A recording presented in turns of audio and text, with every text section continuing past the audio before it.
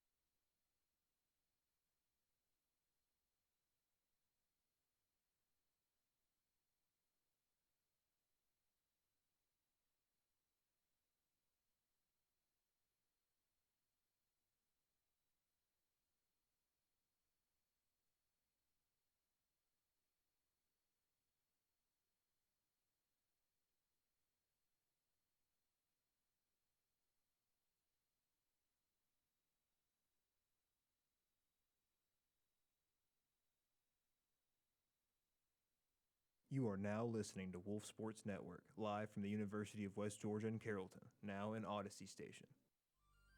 In this season of Sports Out of Pocket, it's all luck, with returning segments like Controversy, Jalen Carter just let it get the best of him for some reason, and he decided to do it back. Cash or Trash. Do we think Joe Flacco can turn around the Cincinnati Bengals team? And we're going all in for Fire Me Up. Baker Mayfield in Tampa Bay, Florida. Stop what you're doing and listen to me right now, sir. You have been the king of the NFC South for 3 years. And we take our chances with our brand new segment, Look of the Draw. today's categories, top 10 2010s wide receivers. Parker, you pulled. Did I just pull A.J. Green? What? And we strike gold with our interviews. This is the Philly Sports Guy. This is former MLB All-Star Justin Masterson. Hey, yo, what up? My name is Josh Martinez from Z100 New York. What up, guys? It's Tyrell Adams, former UWG linebacker. And this is Sports Out of Pocket. What is going on, everybody? Welcome to another episode of Sports Out of Pocket, Season 3, Episode 3. I'm your host, Jackson Voles, and around the table, I have the most amazing cast I could do the show with. To the left of me, Michael Miller. How's your day going, man? Doing great, Jackson. If you watch the playbook, Navy kind of has a signature look of holding the microphone when he's talking, and I'm going to have to do that today because our microphone is not really working properly. You try to model his game? I love Navy. I love Navy as well. And to the right of me, I have Parker Ando. How's your day going, man? Good, man. Stoked to have the rest of the show for today. Yeah, I'm super excited for this show. And across from me, we have a very special guest, West Georgia baseball pitching coach Dominic Murgo. Dominic, thank you so much for taking time out of your day to join. How's your day going, man? Going good. Thank you for having me. Yeah, super excited to have you on. And we have a jam-packed show today. We're going to have a quick interview with Dominic Murgo. We're going to get into some Super Bowl previews as well and fire me up about our teams around the league. And, you know, we like to rep our teams. And speaking of repping our teams, when it comes to a fandom, nothing matters more than the fit. The logo you wear solidifies your love. Now you can be a Wolf Sports Network fanatic with our brand new merch store powered by Osier Apparel. Visit wolfsportsnetwork.com and click About. Now, I want to start off with my first question for you, Dominic. Obviously, you played a few years here at the University of West Georgia to begin your collegiate career, and now you're the pitching coach for the West Georgia Wolves. And I want to start off with this: is there any key takeaways that maybe you learned from Coach Smith that you'd like to implement and you give off to your guys in your own sort of pitching philosophy? Absolutely. So Coach Smith, one of the best coaches I've played for, he goes on a coaching style of a transformational coach. So it's not just coaching, it's creating a man. So it's more personal. I want to create a relationship with the players so they trust me, and it's an open communication, line of communication, and a real unique feel. Yeah. So as a pitching coach, it's really one-sided. You're not just the head coach or the hitting coach. Really, the goal is just to throw strikes. So to be able to do that, you have to really understand each individual pitcher. So I try to take that approach. And it's great to have that communication, especially as a guy who played at West Georgia, being young enough around their age as well, being a personable player coach. I mean, we see a lot of success in the MLB, and I believe it will succeed for the West Georgia Wolves this season. So when it comes to recruiting, obviously, the play on the field is obviously the most important thing. What's the guy's arsenal look like, velo, whatever it may be. How much do you look at the off the field, though, like the person when you go through recruiting guys, whether it's in the portal or whether it's in high school? So this fall, I landed about five arms, 4 JUCO players and 1 high school arm. And with that, you look at their on-the-field play, you look at how they do, how they handle themselves, but then you talk to them. And like I talk about my guys, being real, I'm a realist, and I want guys that are true to themselves. So in the conversation you have with them, you learn about them, you hear what they got to say, but kind of off the bat if this guy is a part of the West Georgia kind of way family. And it's pretty quick. Yeah, I'll go to you. Were talking about having that relationship with your players and being a realist and being able to talk to them. My question is, how do you communicate a pitcher's role within the staff or kind of set them up to kind of see what their outlook will look like in the season?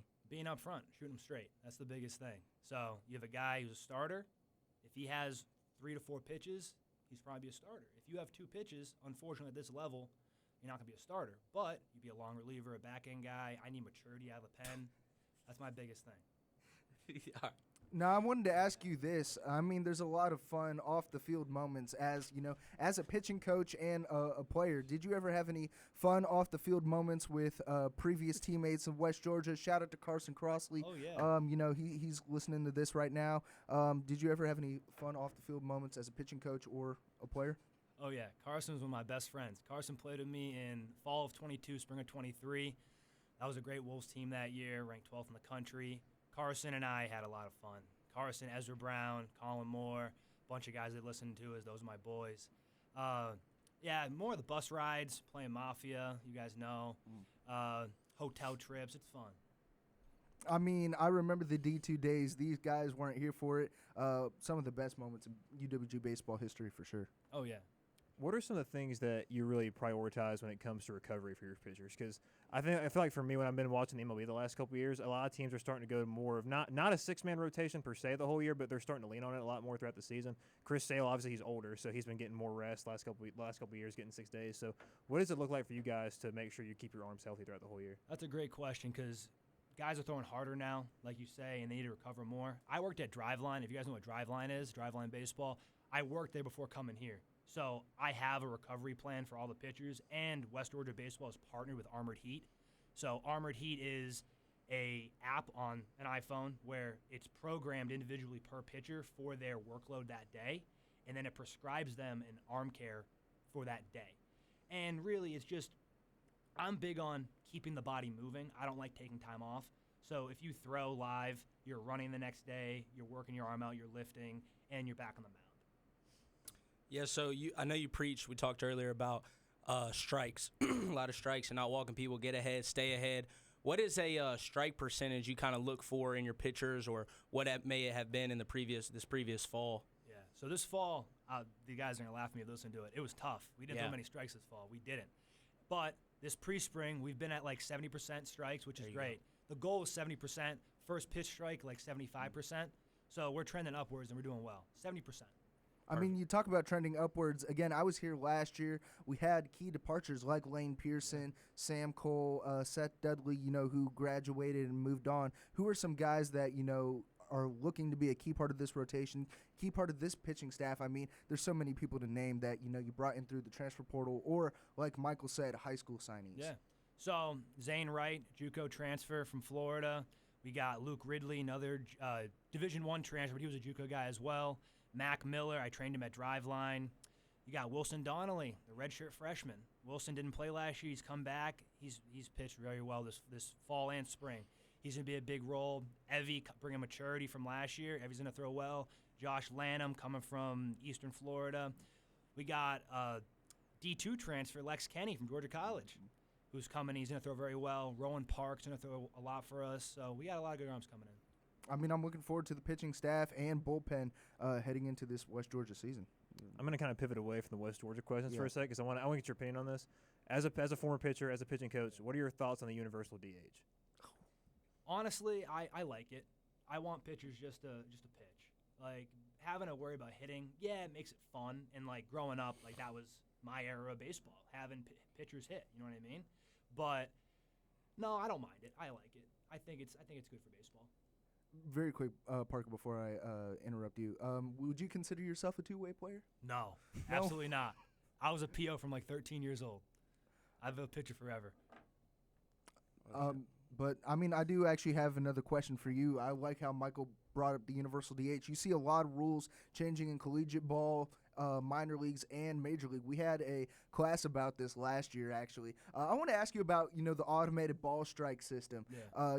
Again, as a pitching coach, as a former player, what are your thoughts on the automated ball strike system? I know it varies depending on generation. Some people like the human element. Some people don't. What is your opinion on I have that? a strong opinion on this. I don't like it. Mm-hmm. I think as a pitcher, there's an art to it. You can steal pitches. Catchers can steal pitches. There's an art to being crafty. And a pitcher's pitch is a pitcher's pitch in baseball, and that's why it's baseball. So I'm not a fan of the automated strike zone. No. Do I win the debate now, Jackson? Personally, I had mixed. one. Well, I had mixed reactions about it because I know you don't like it at all. I don't. Personally, I think when it comes to crucial moments like we saw in 2021 with the Dodgers and Giants, that bat did not cross the plane. But I mean, it was not a ball at all. But honestly, I had mixed reactions about it, so I just wanted to get. I'm okay with replay. Yeah, replay that like challenging stuff. I'm good with, but automatic strike zone, because catchers there's a stat for stealing pitches. My brother goes to IMG in Florida. He's a catcher, and they track how many strikes the catcher steals through TrackMan. From TrackMan, it gives you a strike zone, just like big league stuff, and they track if in game it was a strike, but on TrackMan it's a ball. And then it's a stat. How many strikes are you stealing? How many outs are you stealing as a catcher? So not even just pitching. Being a former catcher, I agree with you 100%. That actually is really neat, and I'm curious as to how y'all. I know a bunch of teams do it different, but how y'all get pitches in or how you relay that, and kind of your relationship with the catchers. So catchers have an earpiece, and we have the watches. So I'll have like a clicker in my left hand, then a walkie-talkie talking to the catcher, and it's a one-way to the catcher. The catcher can't talk back, but I'll give like fastball away, and then I'll say, hey, like go black or go up. And it's just a open communication that way. That's very interesting to hear, and especially a lot of going into in-depth tracking and stuff heading into seasons definitely can bolster your pitching staff. Now I have one final question for you. Again, as a pitcher, a lot of people have MLB players they idolize growing up, and you mentioned to me you were a Rays fan in Tampa Bay. So I want to ask you, do you have a Mount Rushmore of MLB pitchers that you idolized growing up? Oh yeah, none were Rays, but. Roger Clemens was my number one always. Greg Maddux, the guy was just an artist. He painted. He was great. And Aroldis Chapman. Those are my guys. Those are my top three. I hated Aroldis Chapman. I'm a Cardinals fan, as I mentioned prior, and everybody knows I hated facing Aroldis Chapman. In MLB The Show or even watching the game alone. I mean, he's 38 years old, pitching 90, high 90s. Yeah. Actually, hold on. I want to piggyback on a question related to that before we go to cash or trash. As you see in the MLB, you see a lot of guys trying to throw high 90s, and that limits their innings in the MLB. What is your philosophy on that, maybe channeling that to collegiate pitchers? Would you rather throw high 90s or have like 85 command and control and a way to pitch that Part way. of the game. If the velo's going up, innings are going down. It's just you need more arms. So if I'm gonna have a guy throw at my level 93, 95 for 4 innings, I need another guy doing the same thing the next 4 innings. Gives you the 8, and then 8, 9. You know what I mean? Just need more arms. Yeah, I completely understand that. And honestly, being Braves fans and Rays fans, you guys can be excited about the pitching staff, cashing in on pitching staffs that way. As a Cardinals fan, I'm completely trashing my pitching staff. Who do we have? Dustin May. That's it. But speaking of that, let's get into our next segment, Cash or Trash. Josh Allen without a number 1 receiver will never win a Super Bowl. Cash or The Cincinnati Bengals are better off without Joe Burrow. trash. Now, if you guys are now just tuning in, we have pitching coach Dominic Murgo from the West Georgia Wolves joining us. And if you guys don't know what Cash or Trash is, we have a hot take that's sizzling around all of sports that we either believe is cash or trash. And I want to start off with Parker and Dell. What is your hot take for Cash or Trash this week? You know, you commented on if you have one guy that's throwing that high mile per hour and he can only go 4 innings, you're going to need another guy to go another 4 innings. So my Cash or Trash is a dominant bullpen is more valuable than a dominant starter in college. In college, absolutely. I think the pen is the biggest thing because even as a player, like you get into the pen, get the starter out, get into the pen, you're going to score runs. If you have a dominant pen, it's going to be a long game. I mean, we saw it in 2020 when Blake Snow got pulled. Rays, I'm sorry to bring this up as a Rays fan, That was awful. but I mean, 2020, the Rays did not really have a dominant bullpen in the later half of that World Series. Again, they faced a really tough Dodgers team, but when you have a dominant bullpen that can carry you through what the 6 to 9, 7 to 9, and clinch those games for you, I'm gonna cash your take, Parker. I'm going to cash that too. I think for both, not just college. I think in the MLB as well, like Jackson was talking about. I'm a big Georgia fan, so like our pitching staff is horrendous. We can hit the ball better than anybody in the country, but we cannot pitch at all. And whenever we're playing, like especially Oklahoma last year, Oklahoma had a very good rotation. They had a very good bullpen too when we played in the SEC tournament. Just how deep they are. Like I think in college baseball it is more of a bigger deal to have a better bullpen, but I think now like the MLB is shifting towards that as well. Of course, and that's why I put emphasis on the bullpen rather than just one starter, because we've seen the Dodgers last year in the playoffs. I mean, their starters were giving them 7, 8, 9 innings, and when you could do that, I mean, it doesn't matter about the pen at all. So You're right. I think a bullpen is super important rather than just 1 or 2 starters that can give you the first however many innings. Now, sticking on the baseball topic, Dominic, do you have a hot take for this episode? Oh, boy. Come back to me. Roll around. I'll Michael. think of it. We're going to shift to the NFL for a second. All right, so obviously we got a pretty big game happening on Sunday Yeah. this week. The glorious Drake May is going to take the field for the New England Patriots.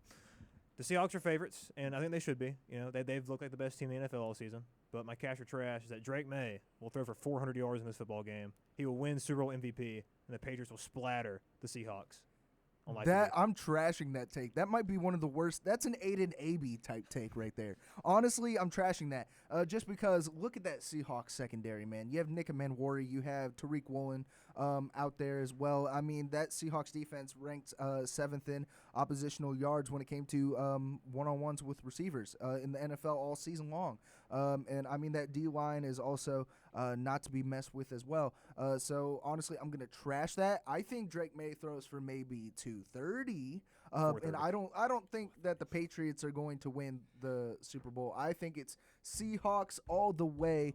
So give me Seattle. But Seattle. I'm going to have to go with Jackson and trash as well. I think Seattle is just too talented to lose this game. I do think the Patriots keep it close. It won't be no cakewalk. And I could see May throw in for a lot of yards because they'll be behind having to play catch-up. But I just can't knock the fact of JSN and Kenneth Walker, the way he's been playing. I think Seattle's just on too much of a roll to lose this game. No, hey, I'm rolling with the Pats. That was my hometown team. I think we'll be good.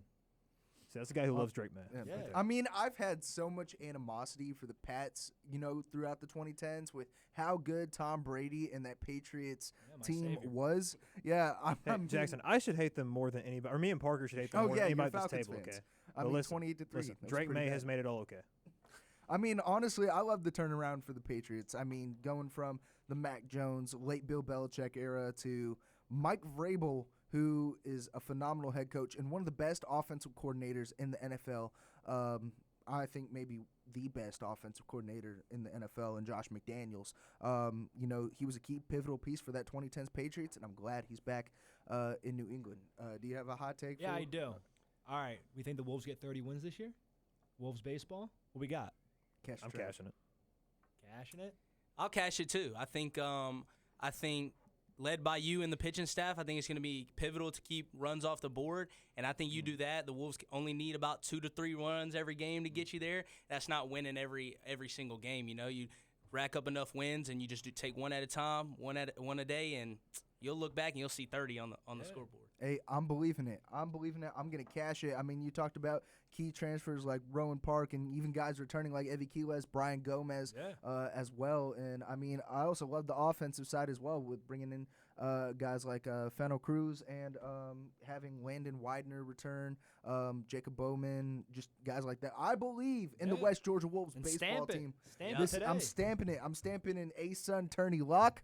I'm stamping in I don't think we can get into the College World Series yet, but in the near future, within the next 5 years, when I come back as an alumni, when Richard Reed comes back as an alumni as well, we will be seeing the West Georgia Wolves in the College World Series. I believe it. Now, I want to go with my cash or trash, and, I want to stick it with the center of MLB, and everybody talks about the salary and lockout cap for everything for, how high that the Dodgers have signed their players like Shohei Ohtani, Yoshinobu Yamamoto, Kyle Tucker, sneaking him away from the Toronto Blue Jays. So I'm going to say this. I'm going to stick on the pitching side. I think Skubal goes for his 3rd straight AL Cy Young. Cash or trash? I'm going to cash it right now. I don't know who else is going to do it. He looks dominant. He's pitching very well. Well, actually, hold on. Who's a dark I don't know. horse? Who are some dark Cy horses? Young maybe in the AL. I don't know. Max because Fried? I don't know if he'll be a Detroit Tiger come second half of the season. Ooh. Who? Skubal. Skubal? Yeah. Oh, yeah. That's a good take. I don't think all that trade rumors and stuff like that, it bothers him, dude. This dude's a dog. He goes out, and you know what you're going to get from him. So I think I'll cash it. Skubal's just too good. I think the only guy that could really give him a run for his money right now in the AL could be Crochet. Crochet's really good. You're not saying Max Fried as a Yankees fan? I like Fried, but Garrett Cole's coming back. I would love to see Cole come back and give a good run for his money. But, dude, Skubal, you can't deny that greatness, man. That guy throws Ched and fills up the strike zone and just has hitters guessing every pitch. Skubal is great, but I'm going to trash it. I think Crochet's taking it. That's my Red Sox team. I was going to say that from the beginning before you said it. I think Crochet has it this year. Honestly, I love all the competition in the AL, and I actually have one more cash or trash very quick before we go into a quick break. But the Rangers traded for Mackenzie Gore. I think that the Rangers have the best rotation in the American League. Cash or trash? I love that. I'll cash it. That's sneaky, and I don't think a lot of people would agree with it, but I really do like that rotation over there they got cooking in Texas. And they let Adolis Garcia walk, which was very sad to see. But if they can rally enough bats around there, they had their magical run to win a World Series already. They can get another run going and probably make a run in the playoffs. I can ride with that. I'm with you on that one. I think I can give you that in the AL. But you got to have DeGrom stay healthy for you to have that. 100%. DeGrom, Gore. DeGrom, Gore, Eovaldi, Jack Leiter, and I think Kumar Rocker. And there is some speculations that Zach Gallen goes to Texas. And if they get Zach Gallen, they need to hype up that lineup with some bats. But of course, they shopped around Seager. I think entertained trade talks, and it looks like making a Mackenzie Gore trade that they are kind of buying all in to make a run. So, honestly, I'm super excited for this MLB season. Not as a Cardinals fan, but as an MLB fan. But Dominic Murgo, thank you so much for taking time to join the show, and best of luck to you truly heading into this season. 30 wins, baby. We're going to be calling some games. Stay tuned for some Wolf Sports Network live play-by-play, and we're going to go into a quick ad break. But when we come back, we got some controversies to talk about surrounding the sports world. Stay tuned. This is the Philly Sports Guy, and you're listening to Sports Out of Pocket on Wolf Sports Network. Wait a minute. Is this what I think it is? Wii Sports? Let's try something. Let me tell you all about this show on Wolf Sports Network. Get with the playbook. Get with the playbook.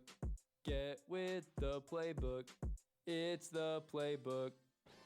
Hear us talk about all of college football, basketball, and baseball. Mondays from 9 to 10 p.m. The Playbook on Wolf Sports Network. When you think about college sports, what do you think of? Campus legends like Haynes King and Diego Pavia. What if I told you there was a show for that and more? More? Playbook is your one-stop listen for college football, basketball, baseball, and UWG sports. The Bulldogs have Ryan Nemhard, a great point guard, and they are going yard. Gonzaga in 5. Tune into the Playbook Mondays from 9 to 10 p.m. only on Wolf Sports Network. The Playbook is your home for West Georgia sports this spring. From University Stadium, And we saw a very well put together offense that was trailing and going into the half, and then comes out in the third quarter and puts themselves up. to the Coliseum, We're finishing well at the rim, being aggressive, being physical. A lot of guys are touching the rock. It's been a great start for the Wolves. and Cole Field. I hope West Georgia wins. I'm going to be rooting for West Georgia tomorrow. The Playbook, live every Monday from 9 to 10 p.m. Tune in to Wolf Sports Network throughout the week to hear the very best in UWG sports coverage. Catch live shows, score updates, and breaking news all week long. But sometimes seeing really is believing. And now you can watch your favorite Wolf Sports Network shows live on YouTube. Follow at Wolf Sports Network on YouTube as we bring you into the studio with your favorite shows and personalities. Wolf Sports Network. The Wolves play here.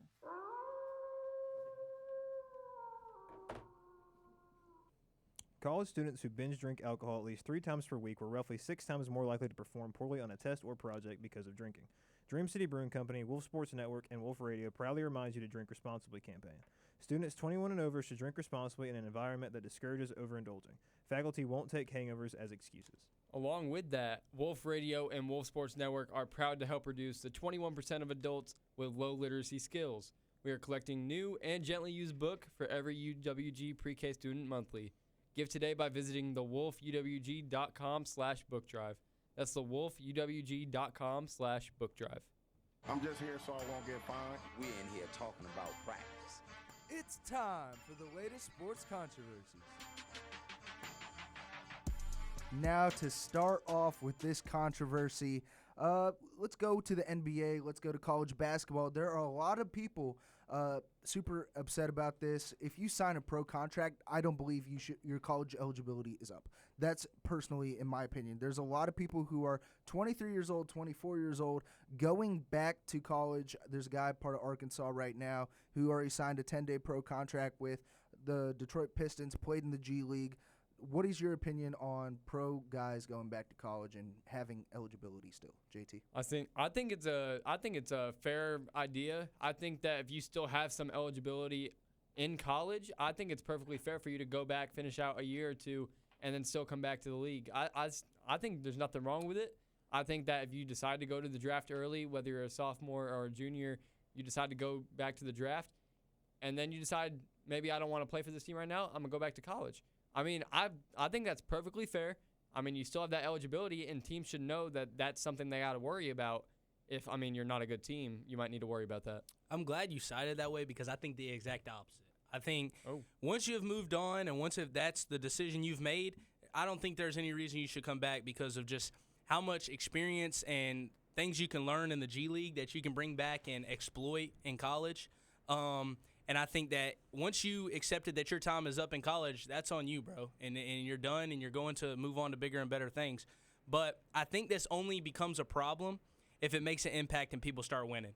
You know, like he mentioned a guy for Arkansas. I didn't see that one, but I did see the guy that came back for the Alabama. Yep. And he's a center playing for them. And Todd Golden, coach of the Gators, spoke on this. And he said, we're going to beat them anyway. And proceeded to blow them out by like 30 and put 100 up. So, you know, I don't think they're worried about that much because he's not making that much of an impact. But I think if someone was to make an impact and they were to win and exploit things that way, I think that's when it would become a bigger problem. It's like saying LeBron is able to go back to college because technically he still has all of his years of eligibility Pretty in much. college. It's like having a guy go from college football, playing a preseason with the NFL, and allowing him to go back to like the Patriots or the Seahawks and stuff like that. I mean, he has that experience. That's the only thing that kind of offsides me on it. I think it's fair because you still have that eligibility, but at the same time, I do agree with partially of what Parker was saying. It is a little bit unfair because you get to play that higher competition, which will make you so much better than any opportunity you'll have in college. So when you go back, you have all of those tips and tricks that you can have, and you can maybe exploit it. I would be pretty extreme in college athletics, to be honest. I would reset a lot of things with eligibility and all that. I think if you declare for the draft, now, I'm not going to lie to you. I feel like if you were to play maybe for like a couple years or something, and then like you just kind of quit playing, and then like you like graduated and came back, I don't hate that as much. I think if you declare and enter a draft, I think your eligibility should be up at that point. Mhm. But I go a step further, like on the basketball side of things, I think every sport you should have to play 3 years in college. I don't care what sport it is. I think you should have to play 3 years in that college sport if you're going to require it for the pros. Because now in basketball, you got to play 1 year. If you're going to make it 1 year, make it 3. Yeah, I mean that's good. I think that, like Michael, what you were mentioning, like players should have to play at least 2 or 3 seasons, like in college, before they can declare. And I mean, you think of the word declare. You're declaring for it, so you're giving up what you had. You're declaring, I'm going here now. I don't think you should be able to double back on it. So you're saying 3 years of college at least for all sports? I'll go for all sports. Not baseball though, because you're why not because you're baseball? not requiring. Like the NBA requires you to play in college now for a year. If the league is going to require you to play in college, you should have to play for 3 years. I think all the leagues are way too different for it. Like the difference between MLB, like prospects, and how they do the draft is so much different from the NBA. I don't think that you can say you have to play at least 2 or 3 years in college for every sport. Now, I can see it for the NBA. I don't know if I could see it for baseball because you guys coming out of high school that are going to the draft. I kind of agree with the 3 years minimum in college. But like you said, baseball and basketball are two completely different things. You see Cooper Flagg, who was one and done, ready to go, and look at how he's performing. He's doing very well, playing just fine. I think when you see that in MLB, a lot of the times you don't see him go straight to the MLB and ready to go. It takes a long time to get through the minors and finally get their shot, and sometimes never get their shot. That's 4 levels of minor league play to get into the majors. I mean, you have low A, you have high A, you have double A, you have triple A. My bad, 5, rookie ball. I completely forgot about rookie ball, an FCL league over there. And honestly, like, I'm on the fence about that because, I mean, I understand the baseball aspect of things just because a lot of people don't get to make their major league debut until the age of 24, 25. I mean, the minimum, I think the average age right now for MLB debut is 22. And they spent 4 years in the minor leagues related to that. So, honestly, I have a lot of mixed feelings about it. But, I mean, I just want to get your guys' opinion on the whole NBA aspect of things. Now, Michael, you have a controversy for this show for this week? I'm going to keep it with college athletics right now, actually, because I'm on a roll with that. I want to talk about it. We're talking about eligibility and all that. I want to go to the transfer portal because Dabo Swinney recently, I don't know if any of y'all saw the press conference he had, but he went off on Pete Golding for tampering, and it was really cool. It was kind of like watching live PD or something. He had like all these timestamps of when Pete Golding was supposedly talking to his players. But he gave a good proposition with the transfer portal, in my opinion, which is you don't eliminate it. I think what he said was true, and what I think is good is each player gets a one-time transfer. You can transfer anytime you want to, or you can transfer when a head coach is fired or leaves, or if you graduate like it used to be in the old days. But the everybody, you can just jump in the portal whenever you want to. That has to go away. Yeah, I completely agree. I think that you can't just – you have to put some type of limit on it because, like, I don't even know where some players are playing at this point because they're changing teams every single season. And it's like it's really hard to keep track of at that point. And it's also like – you don't want to go to NFL and be like, yeah, I played for 4 different teams and I only found success on this one team. Like, you don't want that when you're a player. You don't want to go. You're constantly moving. I think there needs to be a limit to it. I agree. It's a little ridiculous. It allows people to change scenery way too much. And like you said about Pete Golding, talking to that player, he was enrolled at Clemson already, taking classes, had his housing already figured out. And what's crazy is he was texting him in the middle of his 8 a.m., Michael. In the middle of his 8 a.m., asking what his buyout was, sent him a picture of the contract. And I just think it's way too easy to exploit these guys and get them to come to your team when you flash a little money. Yeah. And it's turned into a bidding war, justly. I want to backtrack to the whole baseball side of things. Are you talking strictly for college football or for all sports? In the portal? In the portal. Yeah, I'm all sports on that one. Okay. So I had a interview with a former collegiate baseball player who played before the portal, and his final year of eligibility was portal eligibility in collegiate baseball. He said once you commit to a team or to commit to a college, you stick it out through that year, and if you transfer out, you should have to sit out a year. That's his opinion on it, and I completely agree. Just because, you know, a lot of schools have a lot of time and money that they invest into you and lose out money. And I think the whole thing with NIL contracts and everything is kind of discombobulated. I don't know. You see what Tim Tebow didn't have NIL in his era, and he's one of the greatest college football quarterbacks of all time. He played it for the love of the game. I have a couple guys who play over at Indiana and for baseball, and they just have kind of fallen out of love with it just because of different NIL contracts. And I think there's a lot of sociological aspects that go along with collegiate athletes, but I mean, that's just my personal opinion. I agree with you, Michael. I think that that's a great proposition. Here's what I would say too on top of that is that, like, for me, I would have no issue with you having different rules for different sports, because I do think there's different circumstances between football, baseball, and basketball. The problem is I think you just can't do that, because if you do have, you know, let's say you keep it 1 year of eligibility, or you only have to play 1 year in basketball, and you keep it that way for another sport, maybe football players come in and say, well, why can't we do that? Why can't I leave, go to the NFL after 1 year? Like, I think you kind of have to make it kind of parallel throughout all those three. I want to go back to what Jackson was saying about, like, the days when we didn't have NIL. They just played it for the love of the game, and I wish we can go back to that. So it's like, I mean, your only reason that you're still playing football is for NIL, for money. That shouldn't be a thing. I think that you should just play it for the love of the game and because you want to go pro. I don't think that we should be giving college players money. I don't think that, like, through NIL. I'm all about, like, having that kind of, like, that imaging of you, but I don't think that we should be giving players money and just being like, oh yeah, come to our program because we have a lot of money. I don't think we should do that. That's just the thing that gets me, Michael, is you're paying whatever the contract is. Bet got $3 million, something like that last year, not including whatever kind of other deals he had, on top of this Duke quarterback that's going to Miami. Getting a condo. So, like, $10 million contract? Michael, to be an above average quarterback? Like, he's not even going to be that good, and you're paying this much, and you'll be lucky to get back in the same position you were in this year. I do think he'll be good, but $10 million is just insane. I and like on Darian top of Mensah everything else, I think Darian Mensah is a great quarterback, but it's just a lot of money. It's a lot of money, and I know if you're Miami, you have that money, but put it towards the rest of the program. Stop spending on one player. Michael, that you said might not even be that good. NIL can also be, like, related and correlated with MLB, because, I mean, you see, like, the Dodgers have so much high on a payroll that they spend on these players to get into their, organization, makes them extremely better, and it's just not unfair, or it's unfair to other teams. But,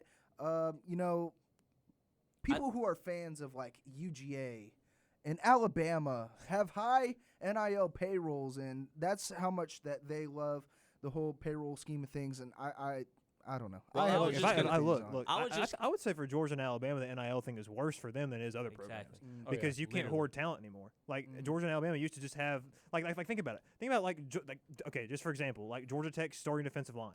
Back in the day, Georgia could hoard a good amount of those players just as backups for the couple of years, and they come in and play. You can't do that anymore. That's what I was going to mention, is literally this brand of NIL has literally been the downfall of the SEC. That's all it took for the SEC to kind of fall off the map, and it hasn't helped them really in the slightest. Now, JT, do you have a controversy that's surrounding college sports and NIL, or is yours something completely different? I mean, I was still stuck on this topic of having college sports and the NIL deal. I think that, like you mentioned, like, some of those colleges that have a lot of money are able to hoard those players. And you brought it to salary cap, and you talked about the MLB. What if we have a salary cap on NIL for college sports? So, like, you're not able to Is it going to lead to a college sports lockout? 100%. Well, here's the problem with that, is that the biggest issue in college athletics is that really big for college baseball and basketball specifically, they need to be their own entity. Like, the NFL is its own company. It's its own thing. That's not the case for college football and college basketball or college baseball. The NCAA runs all of it, and nobody really knows who's in charge. Like, we have a bunch of adults in the room that don't know how to be adults and can't function anything. There's no structure to anything. And really, you can really fix this whole entire situation with NIL and everything if you just had some structure in it. Agreed. I'll lead with a controversy of of one of my own that I am thinking of. Loki went blank. I can't remember what it was. Okay, no, I got it. No, he's got it. It's the All-Star games. Controversy of kind of just, this because Pro Bowl just happened, but Pro Bowl and every other All-Star game. I watched the MLB All-Star game this past year, and I think it blows every other All-Star game out of the water. I think no one else tries in every single other one. And then it's just got unserious in the NFL, dude. Very unserious. And I don't think Pro Bowls really mean anything for players anymore. Honestly, I miss the NFL Pro Bowl days when they had the QB throwing competition sponsored by DirecTV. Like, you saw guys like Carson Palmer, Rich Gannon. I mean, you had Matt Ryan in his early days participating in that. You had Brad Johnson, by the way, former Sports Pack guest on there, participating in that. I miss those old days. And honestly, I love the MLB All-Star Game. What I do miss about the MLB All-Star Game is the winner of the MLB All-Star Game hosts the first game in the World Series, NL and AL implications. That's what I miss about MLB All-Star Game. They don't. It's just whoever wins it, and it is what it is. That's what their whole philosophy is on it. And then I love the MLB Home Run Derby is that they do theirs for a specific charity. The winner gives it to a specific charity. I love the charitable effects when it comes to MLB Home Run Derby and that. NBA All-Star Game, I have not really watched that since the East and West or truly enjoyed it since then. And I miss the when it was the 2016 dunk contest, Aaron Gordon versus Zach LaVine, and you see guys dunking from the free throw line. You see Aaron Gordon doing under the legs over the mascot. And, we need to have a dunk contest here at WSN. And I don't think you want to do that, I think it should be the final should be me and Brandon Dyer. I would love to see a dunk contest there. Well, just what gets me, Michael, is they did all these rules and changed a bunch of stuff, even with the MLB one, and it immediately happened when they went into extra innings and did a swing off. I mean, even that was electric. I love that. That was so much electric. fun. So you're cashing. And you're MLB putting all your chips in on the MLB Home Run Derby? MLB by a mile. Would you say you're high on it? Very high. Speaking of that, let's get into the lottery. Surely I'll have some better luck this time. Hey, how's it going? I'll take one lottery ticket. Thank you. Oh my gosh. I just won the lottery. Now, JT, you made that amazing stager for the lottery, so I'm going to start off with you. Who's your player, team, or coach that you are putting all your chips in this week? Call me crazy, but I really like what the Washington Wizards did at this trade deadline. I mean, first picking up Trae Young, and then you get him help right away, bringing in Anthony Davis. If you can have a healthy Anthony Davis with the Trae Young, I mean, you have Anthony Davis, he's a great defender, and you have Trae Young, who's great on the offense, not so good on defense. But if you have a guy that can shoot threes and a guy that can get rebounds, that's your offense. You can almost run an offense through that. And now you just got to work on getting some defensive guys. But the Wizards just went from not so good to now they might have a shot at contending for a playoff spot. Well, JT, you had one big word in there that just stood out to me, and it was if. I mean, I seen nicknames flying around Twitter already. They're calling them, by the way. They're calling them Day to Trae, bro. Day to Trae. Davis and Trae Young. I'd be surprised if I seen these guys on the court the same time, maybe 10 games in their career. I mean, that's something I'm extremely low on, and I think it's a promising move for sure. It makes the Mavericks look terrible for trading away Luka Doncic, worst trade in probably NBA history.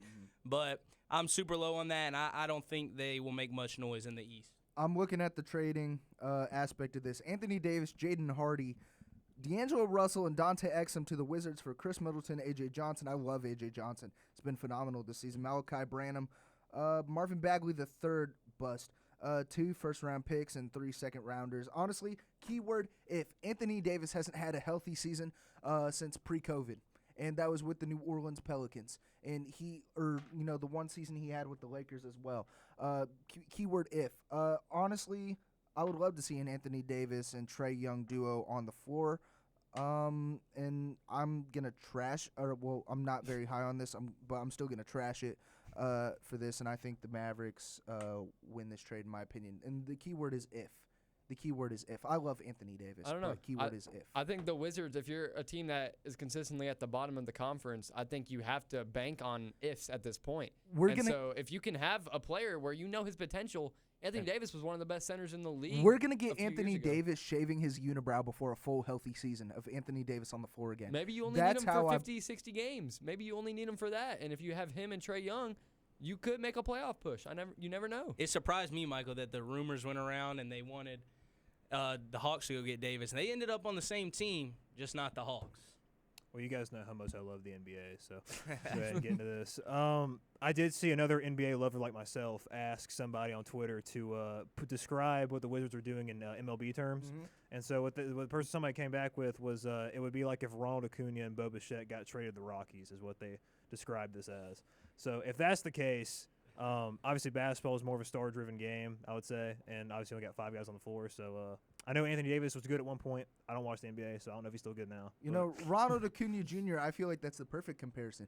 He's a top 5 player in all of the league when he's healthy. Top 10.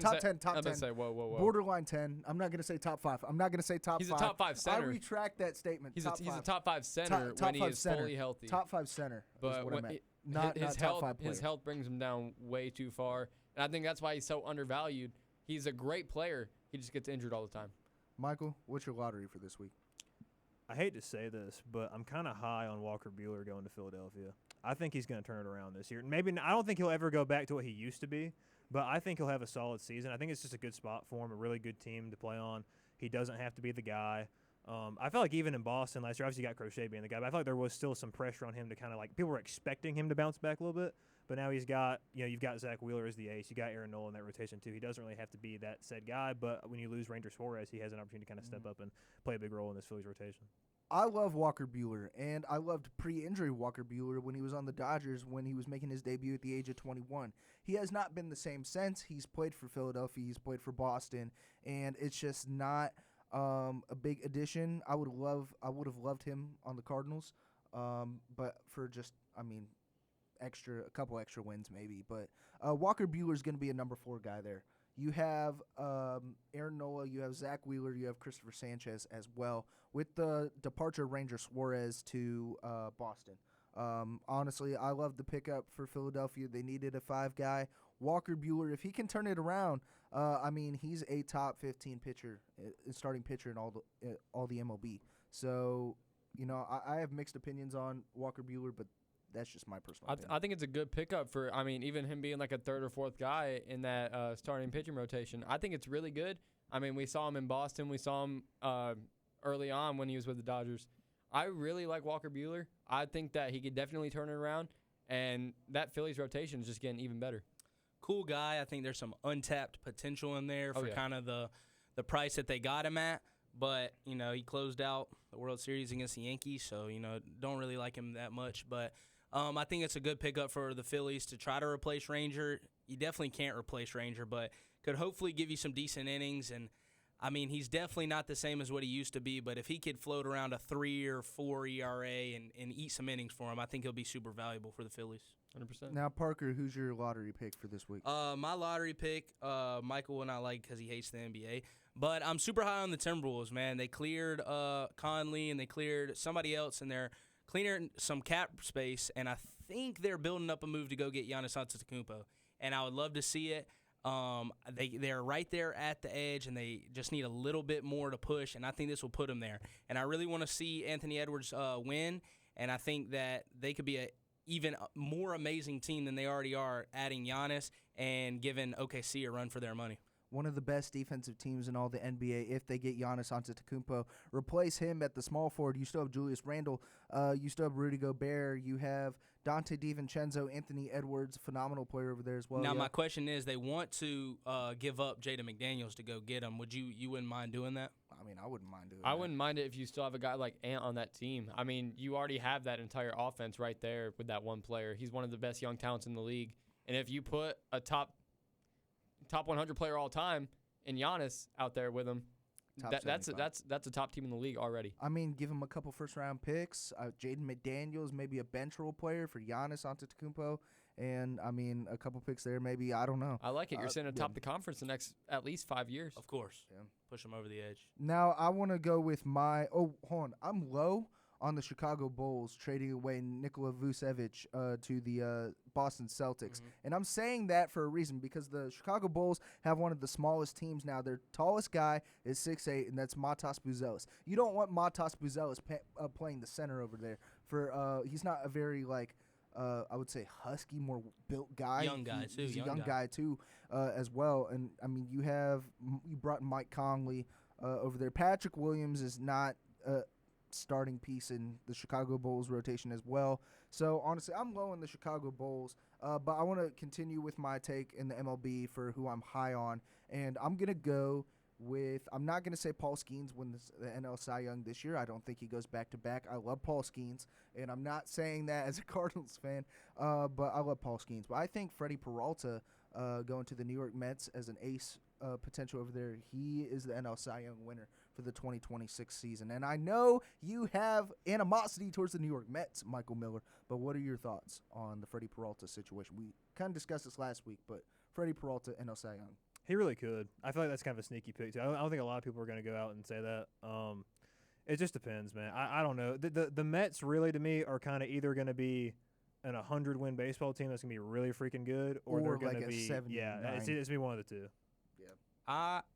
I won't agree with you because I think I have a better pick and is worth a little bit more to talk about. On the same team, Nolan McLean. I think he could give him a run for his money. I'm really intrigued with him. And the thing I see with Freddie Peralta is I love Freddie, but I think his control can get out of whack way too quick. He walks a lot of people, and then one swing, and you've got 3 runs on the board. So I think that's going to hurt him too much. I think he gives up the long ball a lot. But after watching Nolan McLean last year and that curveball, man, I am very excited to see what a full year of him looks like. Yeah, I think Freddie Peralta is definitely a dark horse for NL Cy Young, but I just don't think he's going to be the guy. I mean, you mentioned Nolan McLean's going to be there as well. Definitely going to give him a run for his money. But there's plenty of other pitchers that are in the NL that I think would be a better option than Freddie Peralta. Chris Sale, Spencer Yamamoto. Schwambach, Spencer Strider. All right, I wouldn't go that the far. whole Braves rotation. I wouldn't go that far. Honestly, I'm high on the Mets rotation. I said it a little. I didn't say it last week, but I'm high on the Mets rotation. I mean, when you have a healthy Kodai Senga, top 10 pitcher in the league. Nolan McLean is a dog. You have the next coming of the freak, Tim Lincecum and Jonah Tong. You have Freddie Peralta, who's going to be the NL Cy Young winner in 2026. So if you think he wins, what do the final rankings look like for you? Like, who do you think he beats out, basically? Yeah, who's 2 and 3 for you, Jackson? I still think Skeens is in there as well. And let's go with World Series MVP, possibly. Yoshinobu Yamamoto. Yeah, yeah, Yoshinobu Yamamoto. Honestly, I don't think Freddie Peralta beats either of those guys. I'm high on Freddie Peralta. I can tell. Everybody talks about change of scenery is always a great thing. And, I have mixed reactions about that, but I think it's going to be great for Freddie Peralta going over to New York and all Fire that. me Now, up. honestly, it's got me fired up. But before we get into that, Parker. In a recent survey, almost 53% of full-time college students ages 18 to 22 drank alcohol in the past month. That is why Dream City Brewing Company, Wolf Sports Network, and Wolf Radio's Drink Responsibly campaign is here to remind you there is no drinking under the age of 21. Never drink and drive, even if it's one alcoholic drink. And add food and water when you drink so you don't end up texting your ex, which means know your limits. Facts. Now, when we come back, everybody's going to get fired up about their MLB teams and going into Super Bowl weekend. Stay tuned. We'll be right back. It's Wednesday, and you know what that means. You're listening to Sports Out of Pocket, live on Wolf Sports Network. The Wolves play here.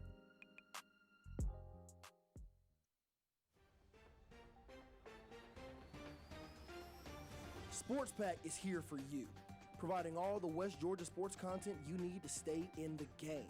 Tune in to Wolf Sports Network every Monday and Thursday from 6 to 7 p.m. so you never miss a beat as the crew takes you through the wild world of UWG sports, while also keeping you updated with your local Atlanta teams as well. Don't miss out. Sports Pack every Monday and Thursday from 6 to 7, only on Wolf Sports Network.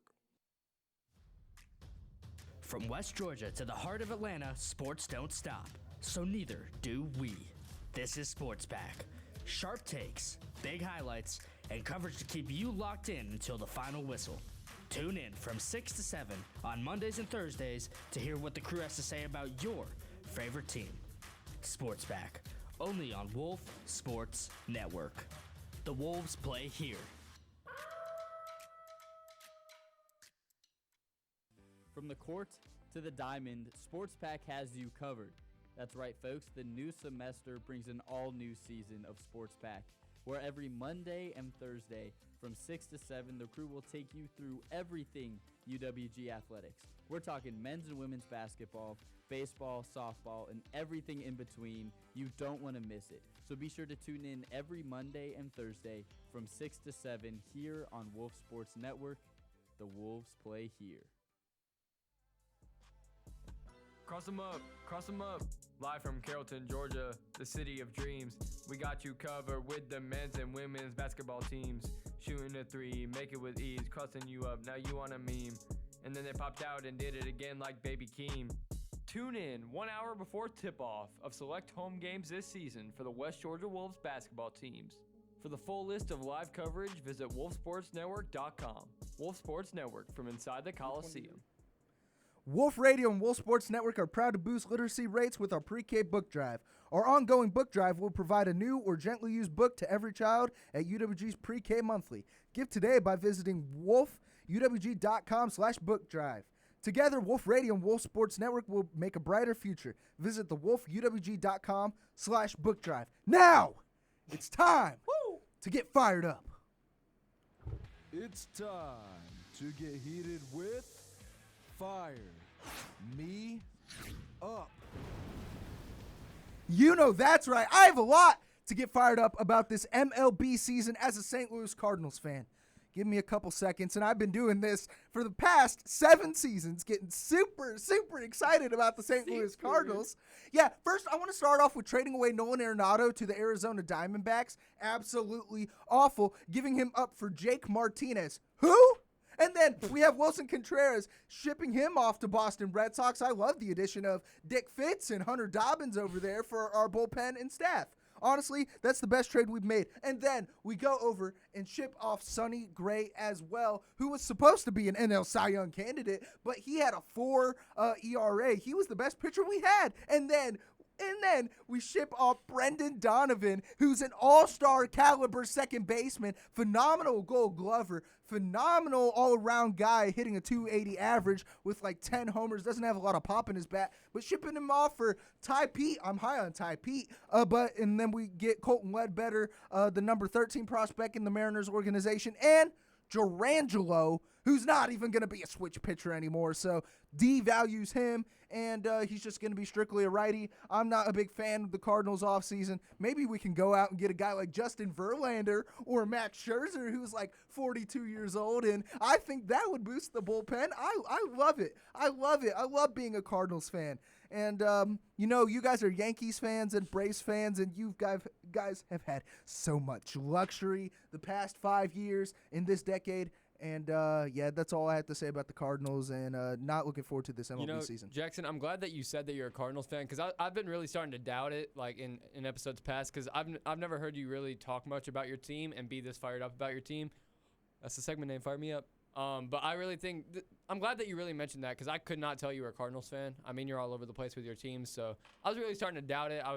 You always have Red Sox stuff, you might have some Dodgers stuff as well. That's not true. Like, this guy has he has merch of every single baseball team except for his own. That's all allegations. Well, I don't have to worry about being a Cardinals fan, which sounds awful, Jackson. I'm very glad that I'm not in your position. We're sorry.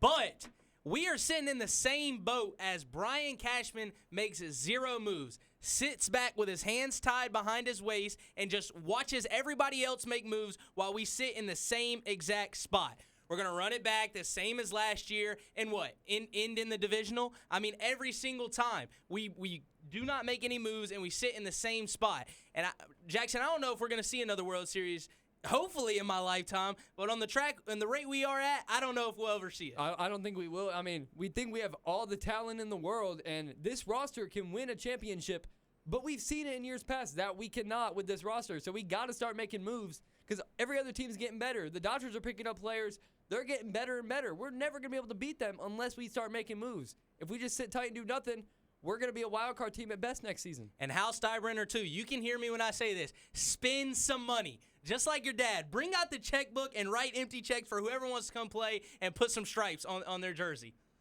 I've been pretty happy with my offseason so far, honestly. I haven't had too many complaints. We're glad, Michael. Hassan Kim wanted to keep him, cheaper option. Obviously, I've gotten to the point now, I've gotten old enough where I'm not expecting the Braves to go out and just, be in bid wars for like Bo Bichette or Juan Soto or whoever. It's looking like Nacho Alvarez is going to be your starting shortstop. Either him or Dubon until I Kim like Dubon. comes back. I like Dubon. We'll see. The Mike Yastrzemski signing is very interesting to me. We'll see how that goes. I'm a little excited about it, but it's very interesting. No Ozuna this year, which I would think is a good decision to bring him back for all that money that he was going to cost. Now, Parker said something interesting earlier that Framber Valdez is getting linked to us a little bit. So if we got him, that would complete my offseason. That'd be fine. Be great. I love the rotation. Rotation is very good. Spencer Strider obviously coming back. Need him to come back and bounce back this year. Had a rough year last year. I think the injury had a lot to do with that. What about Gallen? Zach Gallen would be nice for you. I don't hate Zach Gallen either. I think Valdez would be better though, just because I like to have another lefty in there with Sale. If we do that. I mean, we have a lot of things to look forward to as, our MLB teams head into spring training, and a lot of things we don't have to look forward to heading into spring training. I mean, you guys have Garrett Cole coming back. I mean, that's super exciting. You have Schwellenbach, Sale. You have the whole entire roster coming back off of injury. Cardinals have nobody coming back, and I'm super disappointed on that. But make sure to go tune in to our Out of Pocket on the Road episode 3 for this season. We have Ashton Yelder, UWG baseball outfielder, joining us tomorrow. And make sure to stay tuned for live play-by-plays on Wolf Sports Network all season long. Baseball season's coming around, so we're going to be doing some coverage for that. But for JT, Parker, Michael, and myself, we will see y'all next week. You are listening to WS.